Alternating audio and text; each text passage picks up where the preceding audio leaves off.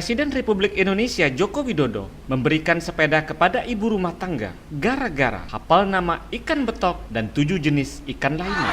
Ikan betok itu kan apa itu? Kalau di Palembang ini durinya tajam-tajamnya Pak. Ikan betok sebentar saya tanya Pak Bu. Ikan betok ada itu. Nah, seperti sepat, gemuk, buntut. Duri Pak kalau dimasak Pak. Ikannya gemuk, buntet. Ya dibawa ke sana aja, kursinya sana bawa ke sana. Mau kemana? Beruntung nasib Widya, ibu rumah tangga warga Lorok Pakjo Ilir Barat 1 Palembang ini mengatakan sangat senang sekali dan bangga dapat bertemu langsung. Apalagi mendapat sepeda dari Presiden Republik Indonesia. Menurut ibu rumah tangga ini, bantuan yang diberikan pemerintah berupa sembako cukup membantu keluarganya.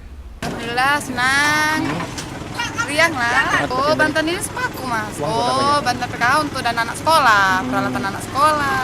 Tuh lebih terbantu. Reporter Ahmad Maulana, kamerawan Marwah, koordinator liputan Riza, tvsumsel.com mewartakan.